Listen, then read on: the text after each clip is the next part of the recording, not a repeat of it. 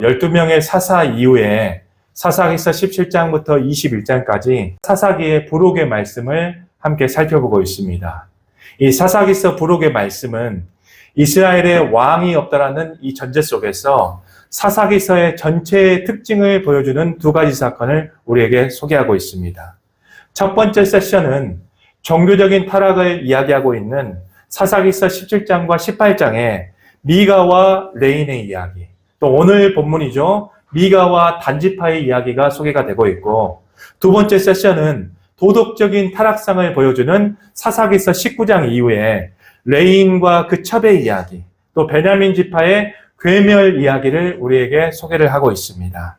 오늘 주일은 계속해서 종교적인 타락상을 보여주는 미가와 단지파의 이야기를 함께 살펴보도록 하겠습니다. 이 이야기의 시작도 이스라엘의 왕이 없었다라는 전제 속에서 말씀이 시작이 됩니다. 이스라엘이 하나님을 왕으로 인정하지 아니할 때 얼마나 종교적으로 타락할 수 있는지를 우리에게 상세히 오늘 본문은 나타내 보여주고 있습니다. 자, 우리 지난 주일에 미가의 말씀을 함께 살펴봤죠. 우리 지난 주일 말씀 시간에 미가는 자신의 종교심과 가문의 번영을 위해서 레위 청년을 제사장으로 고용하는 종교적인 불법을 행하게 됩니다. 이어지는 단지파의 이야기에서도 하나님의 율법을 무시하고 자기 지파의 번영만을 위한 종교적 불법이 자행이 되기 시작합니다. 자, 이처럼 인간이 하나님의 왕대심과 통치를 거부하면 교회에서도 직장에서도 가정에서도 무엇을 하든지 나만을 위하는 이기적인 본성이 드러나기 시작합니다. 자, 단지파의 이야기는 개인에서 지파로 규모만 확장됐을 뿐 자신의 유익과 번영만을 위한 미가의 이야기의 반복들의 내용들입니다. 자, 그럼 오늘 주일날 이 미가와 단지파를 통해서 주시는 하나님의 말씀을 함께 듣도록 하겠습니다. 이 단지파라는 것은 야곱이 라헬의 몸쪽 빌하를 통해서 얻은 5번째 아들의 후손들입니다. 이 단이라는 이름은 여러 가지 뜻을 가지고 있는데 판결하다, 심판하다, 재판관이라는 뜻을 가지고 있습니다. 이 이름의 뜻은 공의로운 여호와께서 라헬의 모든 억울함을 풀어주셨다라는 의미를 담고 있는 이름이 이 단이라는 이름입니다. 단지파는 12지파의 후손으로서 가나안 땅에서 여호수아에 의해서 땅을 분배받았지만 그들은 사사기 시대 동안에 계속해서 자신들이 거주할 땅을 찾고 있었습니다. 단지파는 사사기 1장 말씀에 의하면 하나님께서 허락하신 이 땅의 정복을 온전히 실패하고 아모리 족속에 의해서 산지로 내몰린 이야기를 우리에게 잘 설명해 주고 있습니다. 우리 사사기서 1장 34절 말씀 함께 읽어보도록 하겠습니다. 아모리 족속이 단 자손을 산지로 몰아넣고 골짜기에 내려오기를 용납하지 아니하였으며. 아멘. 이 단지파가 가나안 땅을 정복하지 못하고 실패한 이유를 사사기서 2장은 우리에게 자세히 설명하고 있습니다. 그 이유는 가나안 땅의 백성들과 언약을 맺지 말고 그 제단을 헐라고 하나님께서 말씀을 하셨는데 이 단지파가 하나님의 말씀을 순종하지 않았기 때문입니다. 또 가나안 정복에 있어서 하나님의 말씀의 불순종의 대가에 대해서도 사사기서는 우리에게 자세히 설명을 하고 있는데 그 대가는 그들이 너희들의 옆구리에 가시가 된다는 내용이었습니다. 단지파는 가나안 땅에서 하나님의 말씀에 불순종하였습니다. 그 대가는 아주 혹독했었죠.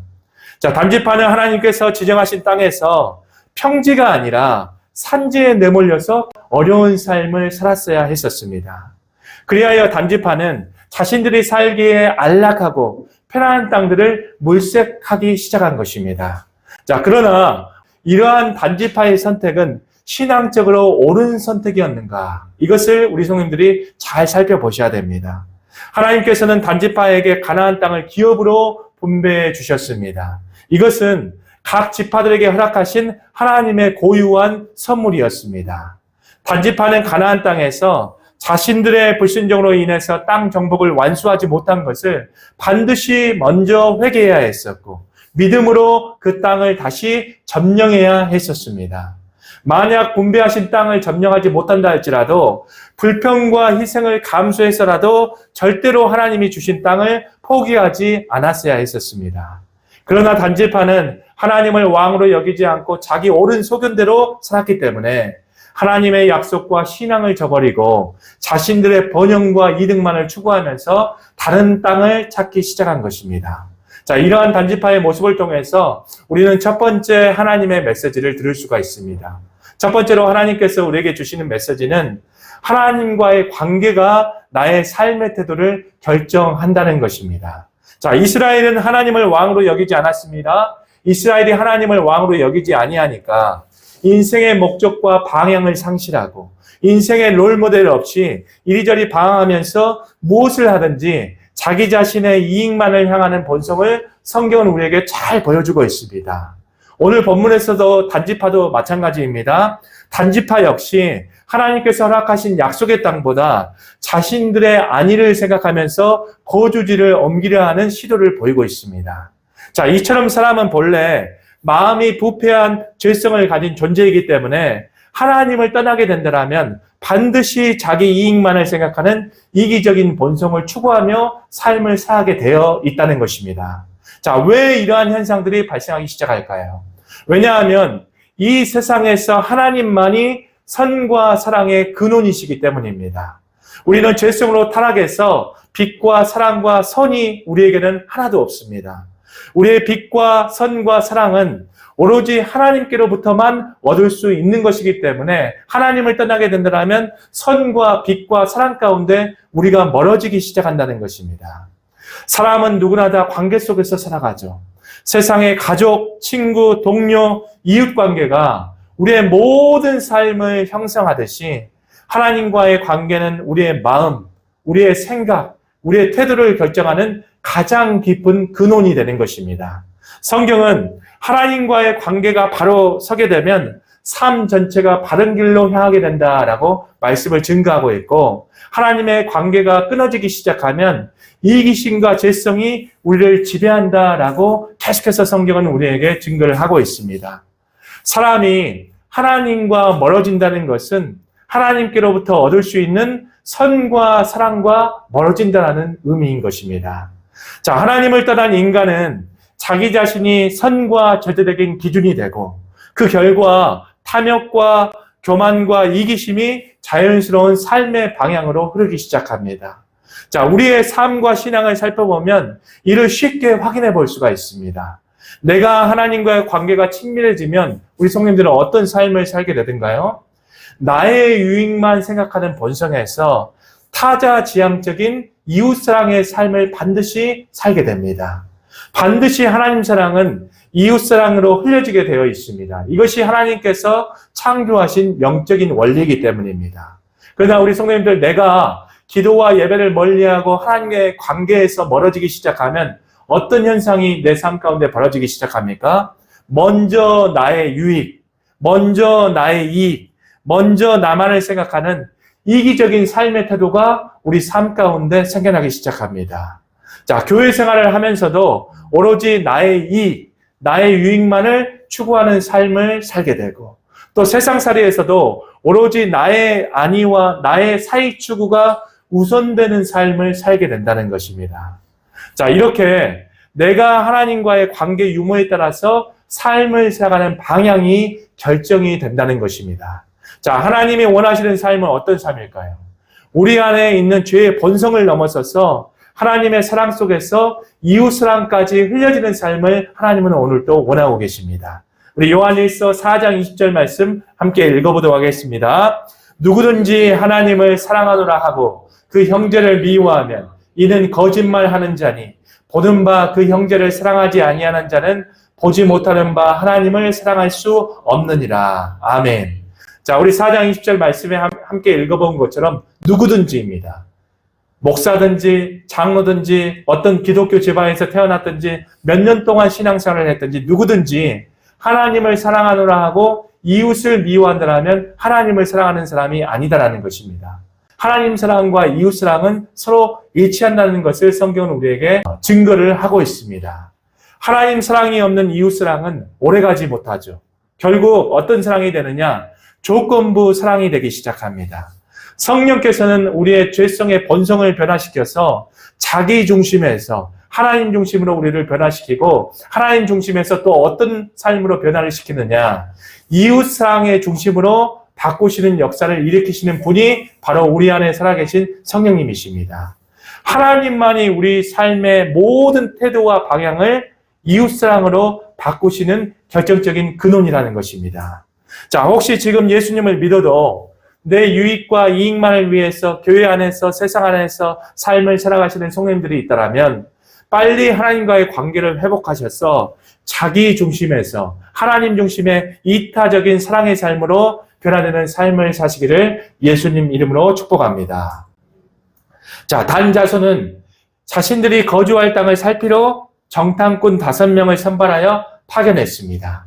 단자손은 정탐한 자들에게 명령을 했을 때 그 땅으로 명령하는 것으로 우리가 성경에서 보아서 정탐꾼들이 가야 할 목적지가 분명히 정해졌음을 성경은 우리에게 나타내 보여주고 있습니다. 자, 그 땅은 어디였습니까? 그 땅은 라이스로 불리는 땅이었습니다. 라이스는 단 지파가 현재 살고 있는 땅에서 170km 정도에 떨어진 땅이었습니다. 단지파 정탐꾼들은 그곳에 도착하기 위해서 반드시 에브라임 땅을 지나가야 했었습니다. 정탐꾼들은 에브라임 땅에 들러서 미가의 집에 이르게 되고 그 집에서 유숙하게 됩니다. 자, 정탐꾼들은 미가의 집에서 레인 제사장의 존재를 확인하고 3가지 질문을 하기 시작하죠. 첫 번째로, 누가 너를 이 집에 오게 하였느냐? 두 번째로, 한 가정 안에서 어떤 일을 하느냐? 세 번째로, 또 이곳에서 이 일을 한다면 어떤 보상을 받고 있는지를 질문을 하였습니다. 이 레이 제사장이 미가의 집에서 제사장의 직무를 수행하고 있다는 사실을 안 단지파 정탐꾼들은 재차 핵심적인 질문을 미가의 제사장에게 던지기 시작합니다. 우리 사사기서 18장 5절 말씀 함께 읽어보도록 하겠습니다. 그들이 그에게 이르되 청하건대 우리를 위하여 하나님께 물어보아서 우리가 가는 길이 형통할지 우리에게 알게 하라 하니. 아멘. 단지파 정탐꾼들의 질문은 자신들이 정탐하는 길이 형통한지를 하나님께 물어봐 달라는 부탁이었습니다. 이에 미가 집의 제사장은 이렇게 대답을 하죠. 그들의 길이 하나님 앞에 있기 때문에 평화롭게 가라고 선포합니다. 이 단지파 정탐꾼들은 미가의 제사장이 2개의 우상과 드라빔과 불법으로 제작된 에봇을 가지고 있었기 때문에 가짜 제사장임을 인식을 먼저 해야 했었습니다.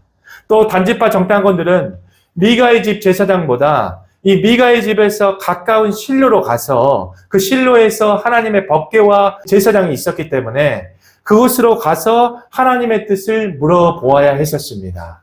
그러나 단지파 정탐꾼들은 자신들이 듣고 싶은 형통함이란 답변만 준다라면 제사장의 신분의 유무도 또 드라빔과 우상을 통한 주술적인 행위도 개의치 않았다는 것입니다.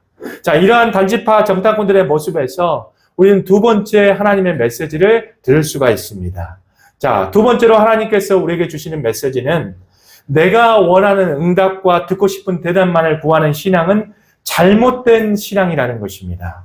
자, 우리는 신앙생활하면서 하나님의 뜻과 무관하게 내가 원하는 답을 정해놓고 신앙생활할 때가 굉장히 많이 있습니다. 내가 원하는 응답을 정해놓고 기도생활을 한다든지 내가 원하는 복의 수준을 정해놓고 헌금과 봉사활동으로 하나님께 열심히 있든지 또 내가 무언가를 이루기 위해서 신앙활동에 열심인 모습들이 있습니다. 자, 이렇게 내가 원하는 욕구와 소망만을 위해서 하는 모든 종교활동은 동기 자체가 하나님의 뜻과 무관하기 때문에 하나님을 이용하는 잘못된 신앙인으로 나아가게 되어 있다는 것입니다. 자, 신앙은 나에게 주권과 결정이 달린 문제가 아닙니다.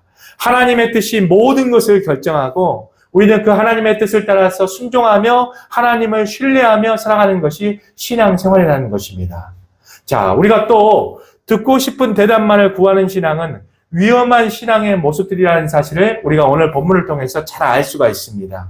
이런 신앙은 하나님이 무엇을 말씀하시는지가 중요한 것이 아니라 내 마음을 편하게 하고 내 욕망만을 채워주는 말을 더 원하는 경향들을 가지고 있습니다. 교회에서 설교를 들을 때에도 성경을 볼 때에도 내가 듣고 싶은 말씀만 골라 듣습니다. 내 마음에 들지 않거나 내 유익에 반대되는 말들은 귀를 싹 닫아버리고 내가 아니라 다른 사람에게 주시는 메시지로 치부해버립니다. 자, 그러나 성경은 분명히 우리에게 말씀을 증거하고 있습니다.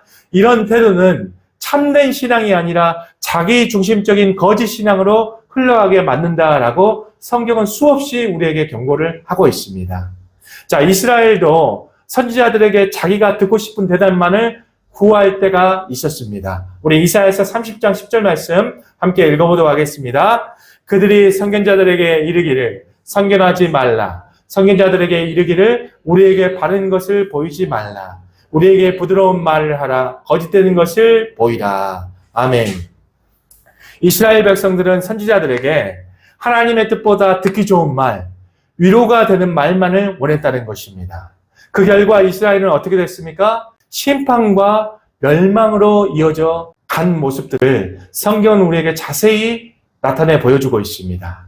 참된 신앙이라는 것은 내가 듣고 싶은 말이 아니라 때로는 아프고 불편해도 하나님께서 들려주시는 말씀을 우리가 잘 듣고 귀를 기울이고 순종하는 것입니다. 하나님이 내 생각과 다른 말씀을 하실 때에도, 하나님께서 책망하고 나의 잘못을 꾸짖으실 때에도 그 말씀이 우리를 새롭게 하고 영원한 생명길로 인도하시는 말씀임을 반드시 우리가 인식하고 하나님의 말씀에 귀를 기울여야 한다는 것입니다. 건강한 신앙이라는 것은 내가 원하는 것을 구하는 것보다 하나님이 원하시는 것을 먼저 구하는 신앙입니다. 나의 뜻을 다 내려놓고 하나님의 뜻에 온전히 순종할 때 우리는 하나님과의 깊은 관계 속에서 하나님께서 주시는 참된 평안과 안식을 누리게 될 것입니다. 자, 단지파 정탐꾼들은 미가 제사장의 답변을 듣고 라이스로 향하기 시작했습니다. 이 라기스라는 땅은 산악의 위치에서 외부인의 노출이 없고 침략이 없는 내외부적으로 굉장히 평안한 땅이었습니다. 그래서 모든 정탐을 마친 정탐꾼들은 단 지파에게로 다시 돌아와서 우리가 살아가기에 심히 좋은 땅이다라고 보고를 하면서 당장 이 라기스라는 이 땅을 점령할 것을 제안을 합니다. 과연 이 심히 좋은 땅, 이 땅은 단지파에게 허락하신 하나님의 선물이었을까요? 자, 성경은 어디를 보더라도 심히 좋은 땅이라고 해서 단지파에게 이 땅을 허락하셨다라는 내용이 나와 있지 않습니다. 자, 정탐꾼의 보고를 받은 단지파는 600명의 사람들을 소집을 합니다. 이렇게 단지파는 라기스와의 전쟁을 하러 가는 도중에 자신들의 이주에 긍정적인 답변을 제공한 미가의 집에 또다시 들리기 시작합니다. 자, 600명의 무장한 단자손은 미가의 집에 이르러서 애복과 드라빔과 우상들을 취하고 레이 청년을 데려갔습니다.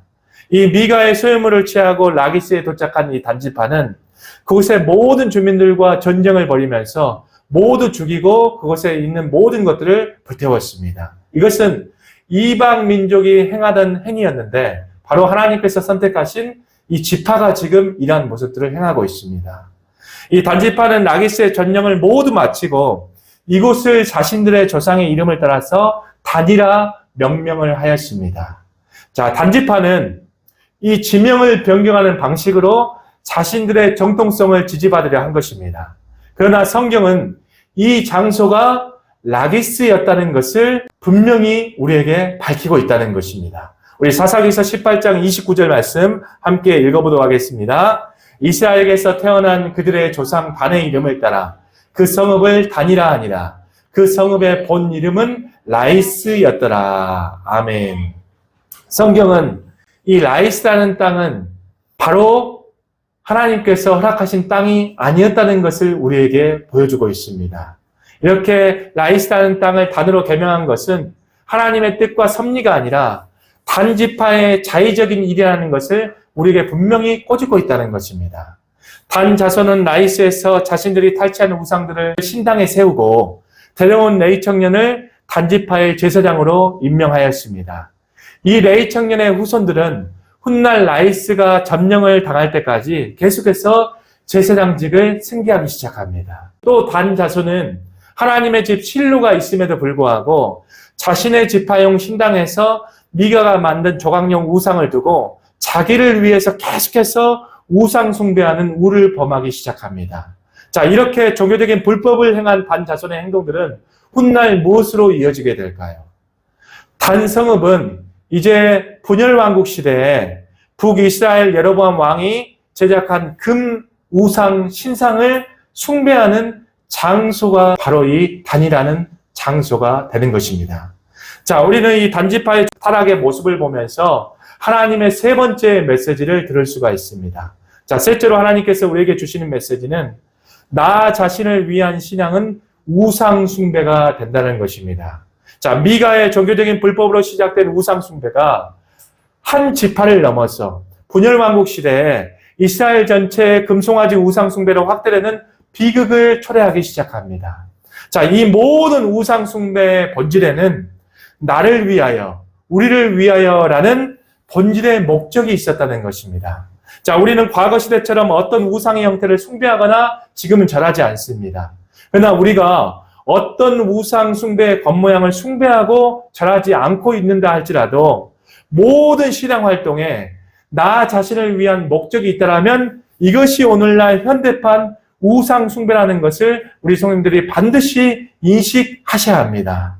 자, 바울은 고린도전서 10장에서 고린도 성도들에게 우상 숭배하는 것을 멀리하라라고 권면을 하면서 마지막 한 구절에서 결론적으로 핵심적인 진리를 우리에게 소개를 하고 있습니다. 자, 그 말씀이 고린도전서 10장 31절에 나와 있죠. 우리 함께 읽어보도록 하겠습니다. 그런즉 너희가 먹든지 마시든지 무엇을 하든지 다 하나님의 영광을 위하여 하라. 아멘. 바울은 그 이전에 우상을 숭배하지 말라라고 권면하면서 마지막 절에서 다 하나님의 영광을 위하라라고 그 핵심적인 비결을 이야기하고 있습니다. 무슨 일을 하든지 내가 아니라 하나님의 영광을 위해서 하라는 이 비결이 바로 우상 숭배를 하지 않는 비결이라는 것입니다. 자, 우리의 신앙생활의 이 목적은 내가 아닙니다. 오로지 우리 신앙생활의 목적은 하나님 자체가 되어야 된다는 것입니다. 오늘날 금이나 은으로 만든 우상보다 더 무섭고 치명적인 우상이 사실 나 자신이라는 것입니다. 오늘날 사람들이 나를 믿고 나의 잠재성을 신뢰하고 나의 의지나 신념을 진리로 삼는 시대를 우리는 살아가고 있습니다. 이러한 가치관이 교회 안으로 들어와서 하나님을 부르고 하나님을 예배하지만 사실 하나님보다 나 자신을 가장 높은 자리에 올리고 나를 섬길 때가 굉장히 많이 있습니다. 교회를 다니고 예수님을 믿지만 실제는 내가 원하는 예수님을 믿을 때가 굉장히 많이 있다는 것입니다. 내 필요를 채워주는 예수님, 내 소원을 들어주는 예수님, 내 성공을 보장해주는 예수님만 찾습니다. 그 순간 신앙의 중심은 예수님이 아니라 나 자신이 되기 시작한다는 것입니다. 나 자신이 신앙의 중심이 되면 그것이 바로 우상 숭배라는 것이죠. 내 자신이 우상화됐을 때 나타나는 증상들은 이렇습니다. 첫 번째로 기도응답이 내 뜻대로 오지 않을 때의 원망입니다. 둘째로는 하나님의 말씀보다 내 감정과 경험이 더 옳다라는 고집입니다. 셋째로는 신앙생활의 열심이나 봉사나 헌금들을 통해서 나의 공로로 여기고 자랑하는 교만입니다. 자, 우리가 이러한 요소들이 있다면 나 자신이 지금 우상이 되어서 신앙생활하는 결과라는 것입니다. 건강한 신앙은 나를 깨트리는 것입니다. 진정한 신앙이라는 것은 나 자신의 왕좌를 깨트리고 그 자리에 하나님을 모시는 삶인 것입니다. 자, 진정한 신앙생활은 자기 부인으로부터 먼저 시작이 되는 것입니다. 우리 마태복음 16장 24절 말씀 함께 읽어보도록 하겠습니다.